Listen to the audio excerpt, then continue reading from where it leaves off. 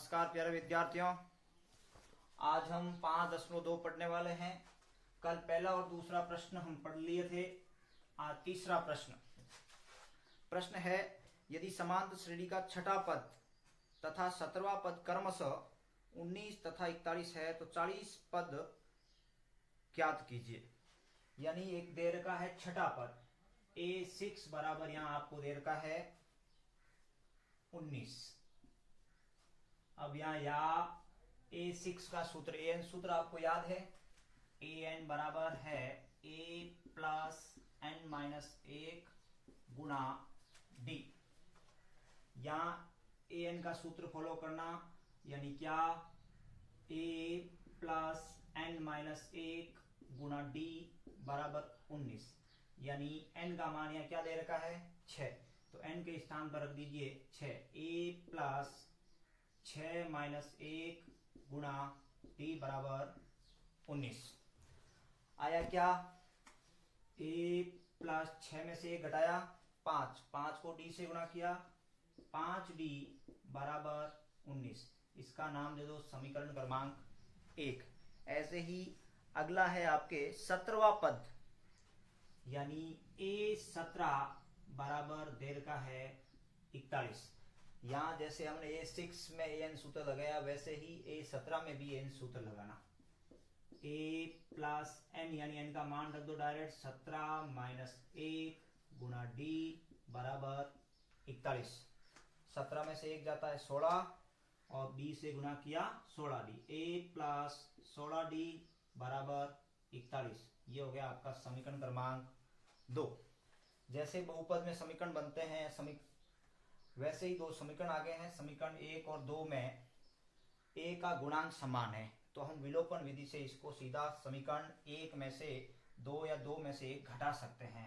तो यहां लिखूंगा मैं समीकरण 2 में से 1 घटाने पर, 1 घटाने पर समीकरण 2 है आपके a प्लस 16d बराबर 41 और माइनस a प्लस 5d बराबर 19। ये प्लस का है माइनस, प्लस है माइनस और ये प्लस है माइनस। a से तो घट गया, 16d में से 5d घट गया, कितना बचा 11d बराबर 41 में से 19 घट गया, बचा क्या 22।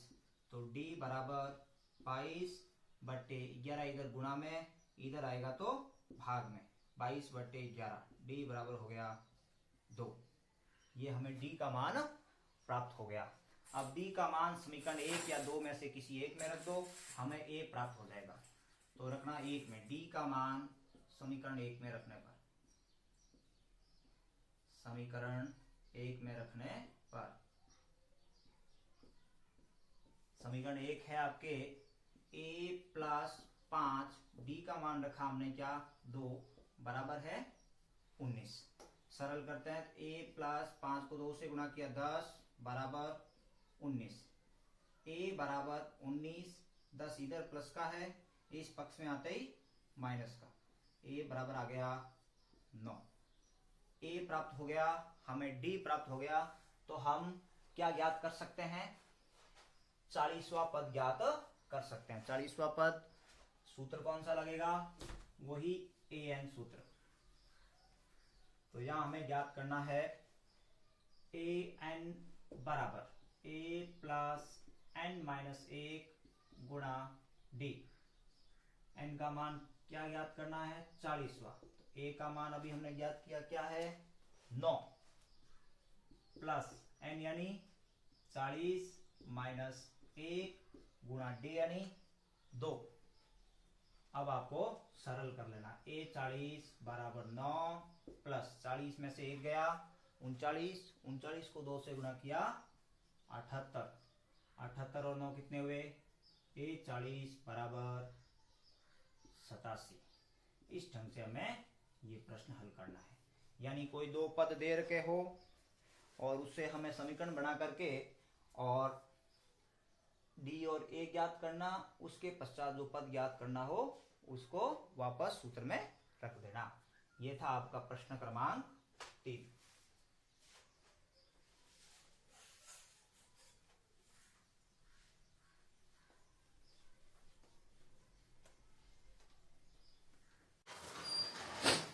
चौथा प्रश्न,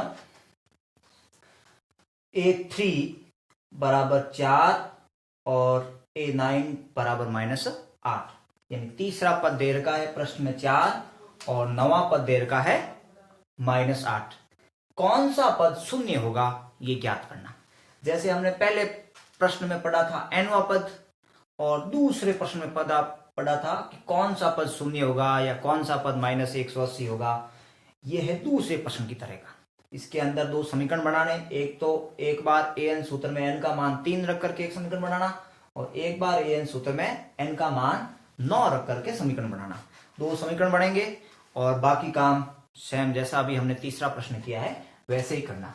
तो A3 बराबर कितना दे रखा है प्रश्न में 4, या A3 यानी यहां n का मान 3 रखते हुए an सूत्र लगाना, यानी a प्लस n यानी 3 माइनस 1 गुना d बराबर 4।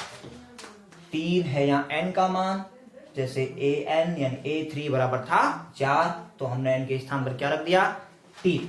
तो a प्लस 3 में से 1 घटाया 2, 2 को d से गुना किया, 2d बराबर 4। ये बन गया समीकरण 1। इसी प्रकार क्या करना है,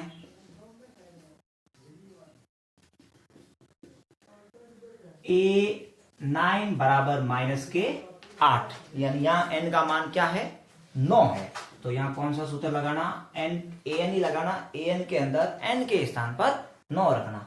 यहां n के स्थान पर हमने क्या रखा था 3, वैसे ही यहां n के स्थान पर क्या रखना है 9। तो a प्लस 9 माइनस 1 गुणा d बराबर -8। तो a प्लस 9 में से 1 घटाया 8, 8 को d से गुणा किया, 8d बराबर -8। ये समीकरण बन गया आपके 2। समीकरण पहला, समीकरण दूसरा।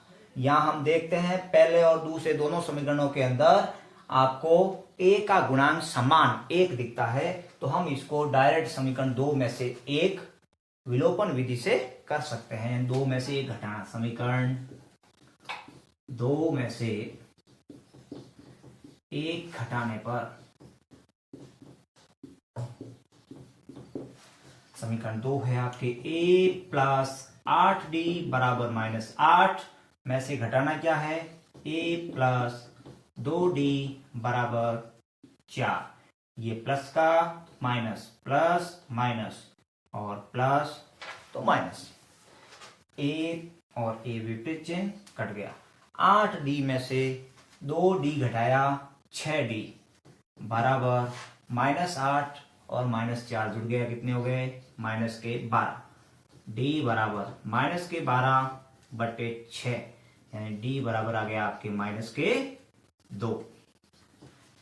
वो का वो काम करना जैसे हमने तीसरे प्रश्न में किया था। d का मान आते ही d का मान समीकरण 1 या 2 में से किसी एक में रख देना। हम रख रहे हैं समीकरण 1 में। d का मान समीकरण 1 में रखने पर, समीकरण 1 में रखने पर समीकरण 1 है आपके a प्लस 2 गुना d का मान हो गया -2 बराबर 4। -2 प्लस 2 आपस में गुना हुआ, माइनस माइनस हो गया प्लस। तो क्या आया a माइनस प्लस माइनस, यानी -2 दूनी 4 बराबर हो गया आपके 4। तो a बराबर 4, इधर ये माइनस है, इधर आएगा तो हो जाएगा प्लस के 4। a बराबर आया आपके 8। a का मान क्या आया 8। अब हमें a भी प्राप्त हो गया, हमें d भी प्राप्त हो गया। हमें कौन सा सूत्र लगाना है, हमें an भी प्राप्त है, यानी कौन सा पद शून्य है, यानी an सूत्र लगाना। an का मान यानी अंतिम पद का मान है जो क्या दे रखा है शून्य दे रखा है। पुनः an बराबर a प्लस n माइनस 1 गुणा d।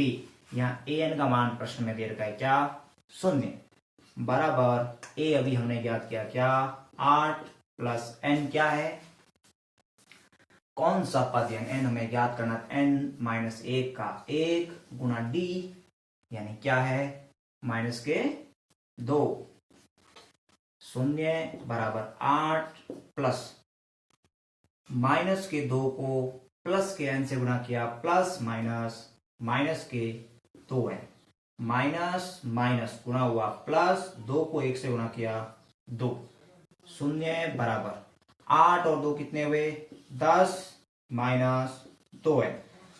अब ये 2 एन इधर किसके हैं माइनस के, उस पक्ष में भेजेंगे तो प्लस के, यानी 2 एन बराबर हो गया 10, एन बराबर आया 10/2, यानी एन का मान क्या आ गया 5, एन का मान 5 है। पांचवा पद क्या होगा 0 होगा। अभी हमने तीसरा प्रश्न किया था, उसके अंदर तो हमने क्या किया, वहां आपको एन वा पद ज्ञात करना था, यानी आपको 2 पद दे रखे थे और 2 पदों के माध्यम से 2 समीकरण बनाने थे, ए और डी ज्ञात करना था और फिर उसके अनुरूप आपको 40वां पद ज्ञात करना था।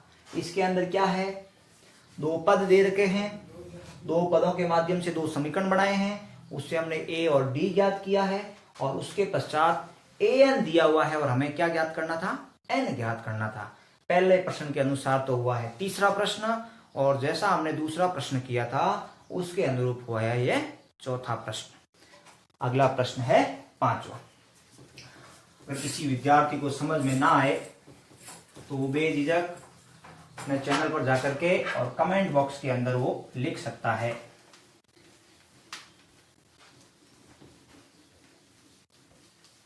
प्रश्न क्रमांक 5, यहां प्रश्न में दे रखा है तीसरा पद 16, यानी A3 बराबर 16 और 7वां पद है वो 5वें पद से 12 अधिक है, यानी 7वें पद में से अगर 5वां पद घटा लें तो पीछे कितने बचते हैं, शेष 12 बचते हैं। तो इस जो भाषा है प्रश्न की उसके अनुरूप समीकरण बनेगा 7वें पद यानी A7 माइनस A5 बराबर 12, यानी 7वां पद माइनस 5वां पद बराबर 12। 7वें पद से 5वां पद है वो 12 कम है। तो ये हो गया आपके प्रश्न में जो दे रखा था वो, और उसके अनुरूप हमें क्या कह रहा है प्रश्न 5वां, कह रहा है एक एपी ज्ञात कीजिए, यानी ए और डी ज्ञात करने के बाद, जैसे तीसरे और चौथे प्रश्न में ए और डी ज्ञात करने के बाद हमने तीसरे प्रश्न में 40वां पद ज्ञात किया था, चौथे प्रश्न में कौन सा पद 0 है वही ए एन सूत्र लगा के ज्ञात किया। इसमें हमें क्या ज्ञात करनी है, एपी ज्ञात करनी है। 5.1 प्रश्नावली के अंदर जैसे हमने पद ज्ञात किए थे 4 अगले, वैसे इससे ए और डी का उपयोग करते हुए 4 पद बनाने।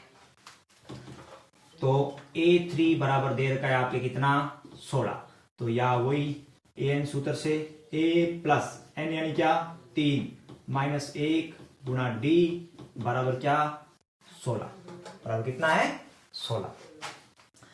अब यहां 3 में से 1 घटाते हैं तो कितना बचता है 2, 2 को डी से गुणा करते हैं तो 2d, A प्लस 2d बराबर 16, ये बन गया समीकरण क्रमांक 1। ऐसे ही क्या है A7 minus A5, A7 minus A5 बराबर 12, यानी यहां सूत्र an लगाना, n का मान 7 रखना, बीच में माइनस है तो माइनस, यहां सूत्र वही an लगाना और n के स्थान पर क्या रखना 5 रखना, बस इसमें केवल इतनी ही जटिलता है। बाकी तीसरा और चौथा जैसा प्रश्न था वैसा ही है, केवल यहां ये ध्यान रखना है यहाँ 2 बार सूत्र लगाना है और दोनों में n का मान एक बार 7 रखना है, एक बार 5 रखना है। तो a प्लस n यानी 7 माइनस 1 गुणा d, इसको कोष्टक में डाल देते हैं, बीच में चिन्ह लेते हैं माइनस और इधर वापस सूत्र लगाते हैं, a प्लस n के स्थान पर क्या लेते हैं 5 माइनस 1 गुणा d बराबर क्या, बराबर आपके प्रश्न में दे रखा है कितना 12, यानी 7वें पद में से अगर 5वां पद घटाते हैं तो 12 बचते हैं, यानी 12 अधिक होता है। अब यहां इसको सरल कर दो, a प्लस 7 में से 1 गया 6 को d से गुणा किया 6d minus a plus A plus 5 में से 1 गया, 4 को डी से गुणा किया, 4d बराबर कितना, 12, बराबर 12। अब आपको क्या करना है, कोष्टक खोलना है। कोष्टक खोलते क्या आता है, a प्लस 6d माइनस, अंदर है प्लस, प्लस माइनस माइनस के a माइनस प्लस माइनस का 4d बराबर क्या, 12। ये देखो कोष्टक का प्रभाव, अगर यहाँ कोष्टक नहीं होता तो ये प्लस का प्लस ही रह जाता। हमने कोष्टक लगाया, उसके बाद सरल किया तो कोष्टक खुलते ही बाहर माइनस था, अंदर प्लस था, तो माइनस प्लस गुणा होकर के क्या बना दिया, माइनस बना दिया। ये ध्यान रखना है, कोष्टक को लास्ट में सरल करते समय चिन्ह का विशेष ध्यान रखना, बाकी प्रश्न में कोई गलती आएगी नहीं। यहाँ है आपके a माइनस का, ये है प्लस का, ये तो दोनों क्या हो गया, कट गया। अब 6d में से 4d घटाया, क्या बचा, 2d बराबर 12, d बराबर 12, ये 2 इधर किसमें, गुणा में, इधर आएगा तो भाग में 2, d का मान क्या गया, 6, d का मान हमें प्राप्त हो गया 6। ये d का मान समीकरण 1 या 2 में से किसी एक में रख सकते हैं, तो मैं रख रहा हूं 1 में। d का मान समीकरण 1 में रखने पर, समीकरण 1 में रखने पर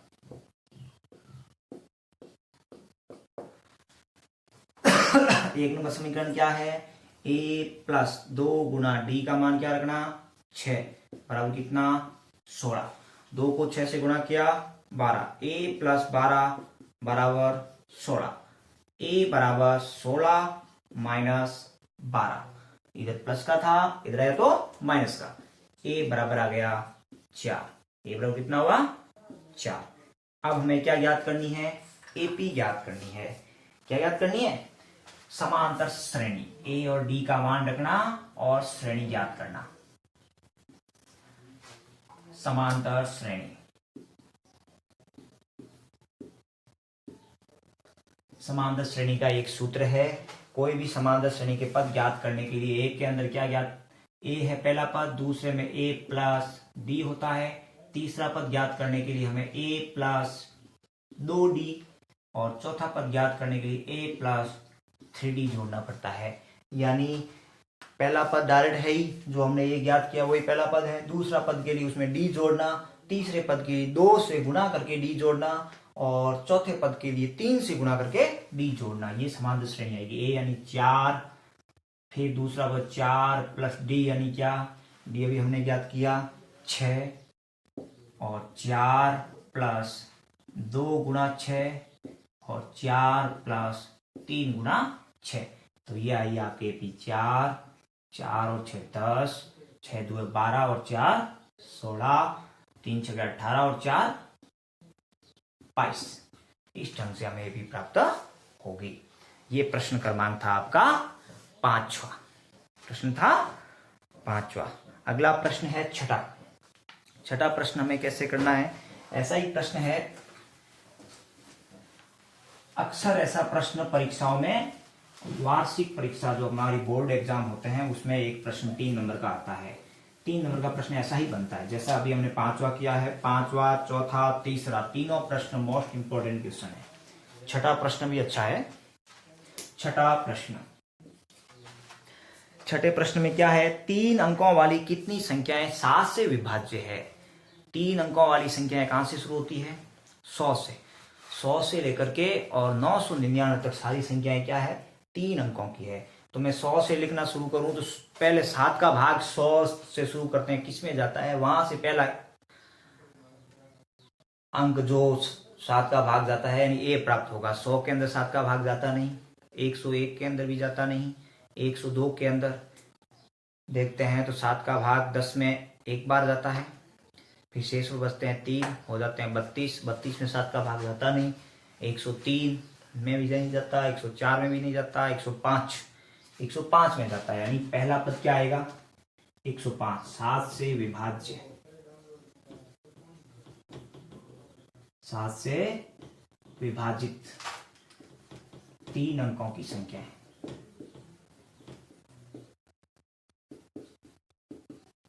7 से विभाजित 3 अंकों की संख्या है। पहली तो है क्या 105। फिर साथ साथ जोड़ते जाएंगे। पहली संख्या ज्ञात होने के बाद बहुत आसान है। 105 तो फिर 7 जोड़ो 112, फिर 7 जोड़ो तो 119, ऐसी चलती रहेगी। अब देखो वापस अंतिम पद कौन सा है वो ज्ञात करना हो तो 999 के अंदर भाग देते हैं तो क्या आता है 999 के अंदर हम 7 का भाग देके पता करते हैं तो क्या आता है। देखो 7 एकम 7, 2 बच जाते हैं 29, फिर भाग गया 7 चौक 28, 1 बच जाता है 19। 19 में 7 का भाग जाता नहीं तो यहाँ 98, 999 के अंदर 18 के अंदर भाग जाता नहीं, 17 के अंदर जाता नहीं 97 में, 16 के अंदर जाता नहीं, 15 के अंदर भी नहीं जा रहा, यानी 14 के अंदर जा रहा है, यानी 94, 994। अंतिम पद कौन सा है 994। अब हमें क्या ज्ञात करना है, दूसरा प्रश्न जैसे हमने किया वैसा है। देखो 105, 112, 119 में कौन सा पद 994 होगा, कौन सा पद 994 होगा, यानी क्या ज्ञात करना है n ज्ञात करना है। 7 से विभाजित 3 अंकों की संख्याओं की संख्या ज्ञात करनी है, यानी कितनी संख्या है वो 7 से विभाजित है। तो a बराबर यहाँ क्या हुआ 105, d बराबर क्या हुआ वही a2 माइनस a, यानी d बराबर आया 112 माइनस 105, d का मान आ गया आपके क्या 7। an यहाँ आपको दे रखा है कितना 994, n आपको क्या करना है ज्ञात करना है। कौन सा सूत्र लगाना, पहले प्रश्न में दूसरे प्रश्न में हमने कौन सा सूत्र लगाया था, वही सूत्र an बराबर a प्लस n माइनस 1 गुणा d, यानी an यहाँ दे रखा आपके कितना 994 बराबर a यानी 105 प्लस n यानी ज्ञात करना है n माइनस 1 यानी 1 गुणा d, यानी कितना है 7। 994 बराबर 105 प्लस 7 को n से गुणा किया 7n, 7 को माइनस 1 से गुणा किया माइनस के 7, 105 में से 7 घटा दिए 994 बराबर 7 घटाते ही 98 प्लस 7n, 98 इधर है आपके प्लस के, उधर जाएगा तो माइनस के, 994 माइनस 98 बराबर 7n। 994 में से 98 घटाते हैं कितने बचते हैं, 14 में से 8 गया 6, 18 में से 9 गया 9 और 896 बराबर 7n। इसको हम ऐसे भी लिख सकते हैं 7n बराबर 896। फिर क्या आया n बराबर 896 बट्टा 7, उधर था गुणे में, इधर है तो भाग में, n बराबर 7 का भाग 8 में 1 बार, शेष बच गए 1 हो गया 19, 19 के अंदर 7 का भाग 2 बार, 5 बचा हो गए 56, भाग गया 8 बार, यानी 128। 3 अंकों की 7 से विभाजित संख्याओं की संख्या कितनी है 128। इस प्रकार ये प्रश्न क्रमांक था आपका 6। आगे के प्रश्न हम अगले वीडियो में करेंगे। आप लोगों को इस वीडियो को लाइक करना है, शेयर करना है, सब्सक्राइब करना है। सब्सक्राइब के बाद बेल आइकन पर जरूर प्रेस करिए ताकि अगला वीडियो आपको मिलते ही तुरंत प्राप्त हो जाए। धन्यवाद।